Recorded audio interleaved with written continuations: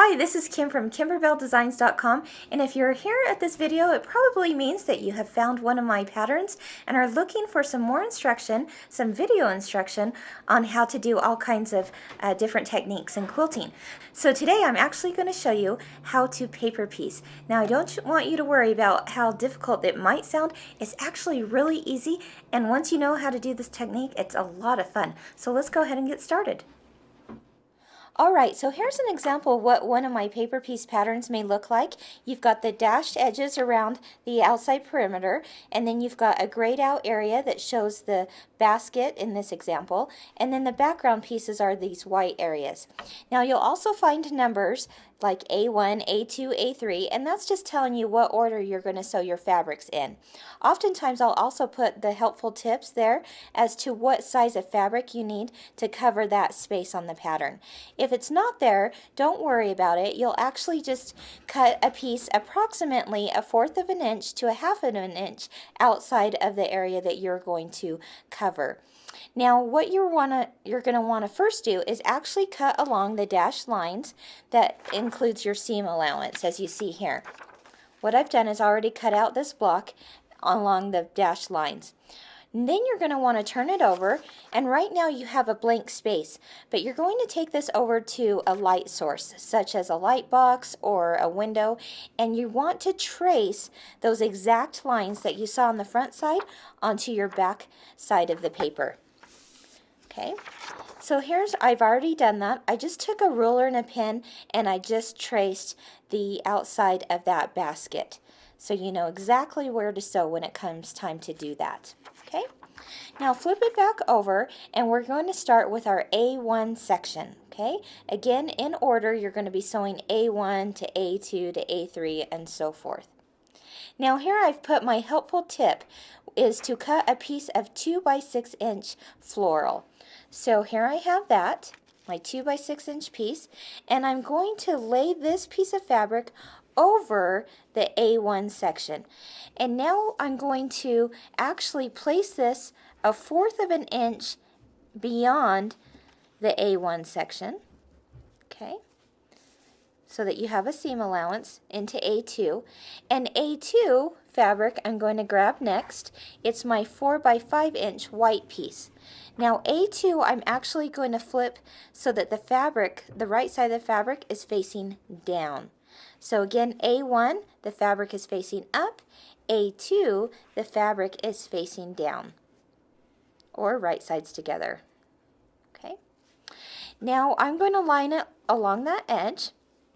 And just to make sure that that fabric covers A2 section, I'm going to just flip it with my hands here, just to make sure that it does, and it certainly does, so I know that it's good to go ahead and start sewing that together. Now to keep this together in place, it's oftentimes helpful to use a straight pin just to make sure those fabrics don't move. Okay. So I pinned that in place, and now I want to sew along that same line between A1 and A2.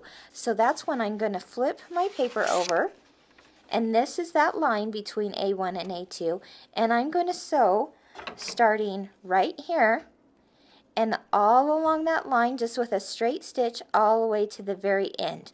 Now just as another helpful idea is to sew basically 1 or 2 stitches beyond that line, and to begin sewing about 1 or 2 stitches beyond that line. Not more than that though. Okay. Another helpful hint is to actually shorten your stitch length just a little bit so that it perforates that paper real nice. Okay. All right, I'm ready to go ahead and start sewing.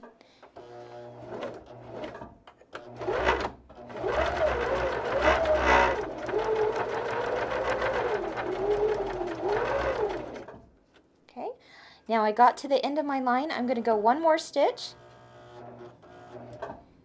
Okay, and then back a little bit. Okay. All right, now I can go ahead and cut my thread. Okay, so I've just gone ahead and sewn that line. Now it's time to flip that fabric from A2, and I just like to finger press it there. Now I'm going to be looking at the line between A2 and A3, which is right here, and I'm going to actually fold it backwards. Okay, and as you can see, this fabric that we did before actually sticks out way beyond that folded line, so I want to trim that up. So I'm just going to take it over here to my my rotary board here. Okay, and I'm going to place my 1/4 inch ruler a 1/4 inch beyond the folded line. Okay, and just trim that up nice. Okay, now I have the perfect 1/4 inch seam. Okay, now section A3 is what we want to cover next, and it says to cut a 2 by 6 inch floral piece, again for the other handle. And since this is now facing up, this one is going to be facing down, and I'm just going to line that right along the edge of that A2 piece. Okay, and go ahead and stick another pin in that so that those fabrics stay together. And I'm going to sew along that line between A2 and A3. So flip that back over, find that line over here, and as you can see here, I'm going to start right here and then end right there. Okay.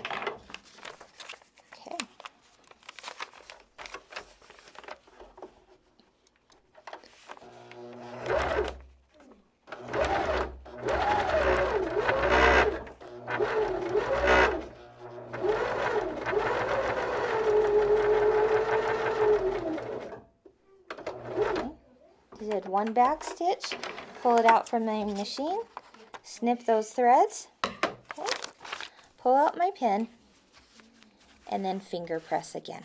Okay, do you see how this is starting to come together? Now I'm going to go ahead and find the line between A3 and A4, and again I'm going to fold it backwards as I did before, right? And again, I can see that that fabric is sticking way beyond that folded line. So I'm going to take it over to my cutting board. And with my ruler, I'm going to place that, let's see, a 1/4 inch beyond the folded line that I just folded, and trim that up. Okay, unfold. And now it says to cut a 5 by 6 inch piece of white to cover the A4 section. And you want it to cover the entire white piece because that's going to include your seam allowance as well. Okay, again, this fabric is facing up, so what are we going to do? We're going to cover, or we're going to place our next piece of fabric facing down, right along that edge of the fabric. And I'm just going to flip it real quick just to make sure it's going to cover it. Sure enough, it's going to cover the whole thing. So I know I've got it in the right place. And I'm going to stick a pin in it. Alright, I'm going to flip it over. And I want to sew right here at this point all the way to this bottom point here. Okay. Now normally you'd want to use the same coordinating color thread as what's in your fabric, but for today I'm actually using a black thread so that you can see it better on the video.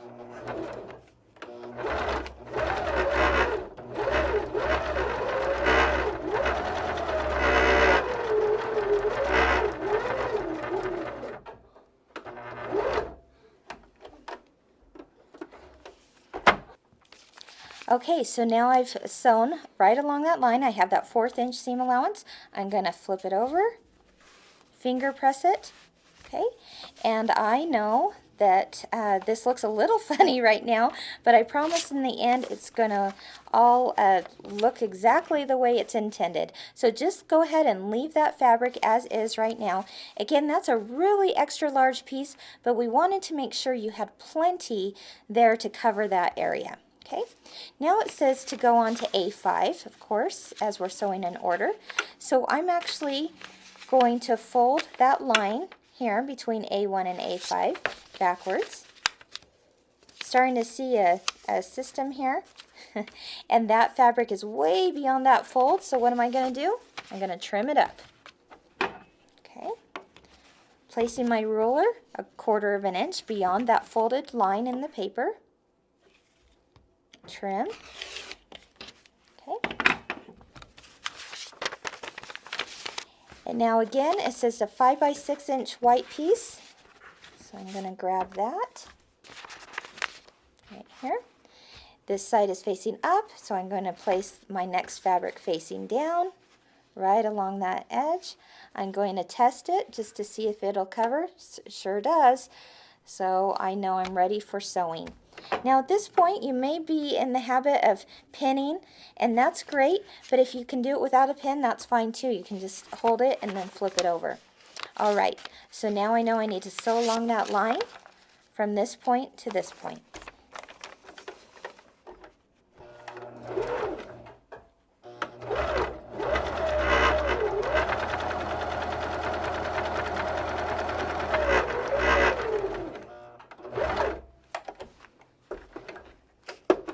Pull it out from your machine, trim, take your pin out, finger press, and now you're good. Okay, so now we're ready to go ahead and add that fabric to the bottom half of our basket. This is the A6 section, so I want to fold back this line between what we first did up here and this next section of A6. Okay, so go ahead and fold that back. Okay, again, there's a lot of excess fabric here, so I'm going to take it to my cutting mat, take my ruler, place it 1/4 of an inch beyond the folded line, and trim it up. All right. Okay, now A6 tells us to cut a 5 by 8 inch piece of floral. Again, that's plenty big, but I would rather have it too big than not enough. So you're going to place the fabric right side down, okay? And I know I want to sew along this line. At this point, I'm actually just going to flip it, or you could pin it and flip it.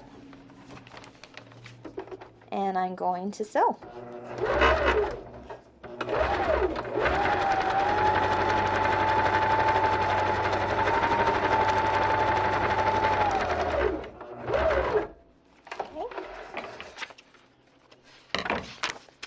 This is so fun and easy, and once you get going on it, it's going to go by a lot faster than even what I'm doing here. Okay, so I can finger press it, or I could actually iron it too. Either way is just fine as you go between each step. I'll show you what I do to iron it, just right on that paper. In fact, ironing it is a nice way to keep things nice and crisp too. Okay, so we did A6. Let's go ahead and go to A7.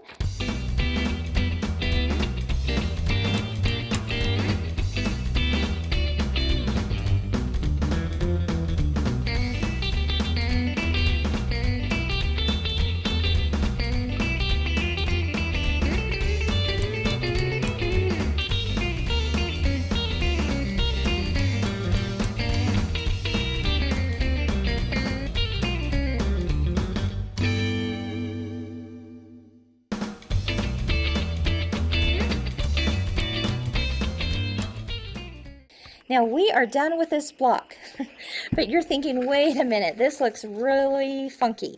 That doesn't quite look like a basket block. Well, it's because you're going to flip it over one last time. And you see all this fabric sticking beyond it? Well, it's got to go. So we are going to now take a ruler and cut right along the edge of that paper.